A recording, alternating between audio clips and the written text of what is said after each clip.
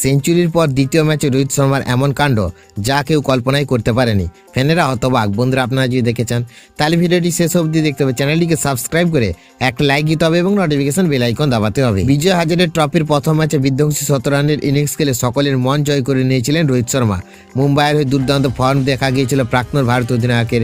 সেই পারফরমেন্সের পর দ্বিতীয় ম্যাচে রোহিতের ব্যাট থেকে বড় ইনিংস দেখার অপেক্ষায় ছিল অসংখ্য ক্রিকেট প্রেমী, কিন্তু বাস্তব চিত্রটা ছিল একেবারে আলাদা। উত্তরাখণ্ডের বিরুদ্ধে দ্বিতীয় ম্যাচে ফ্যানেদের হতাশ করলেন হিটম্যান। ম্যাচের প্রথম বলে আউট হয়ে গেলেন রোহিত শর্মা। খুলতেই পারলেন না নিজের রানের খাতা। টস জিতে প্রথমে বোলিং করার সিদ্ধান্ত নেয় উত্তরাখণ্ড।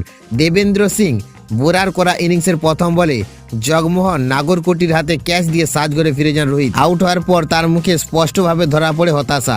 উল্লেখযোগ্যভাবে বিজয় হাজারে ট্রফিতে মুম্বাই তাদের অভিযান শুরু করেছিল দারুণভাবে। সিকিমের বিরুদ্ধে 8 উইকেটে বড় জয় তুলে নিয়েছিল তারা। জয় ফিরে সাওয়াই মানসিং স্টেডিয়ামে প্রথম বোলিং করে সিকিমকে 50 ওভারে 234 রান আটকে দেয় মুম্বাই।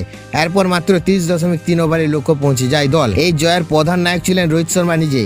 94 বলে 155 রানের দুর্দান্ত ইনিংস ছিল, 18টি 4 এবং 9টি বিশাল ছক্কা।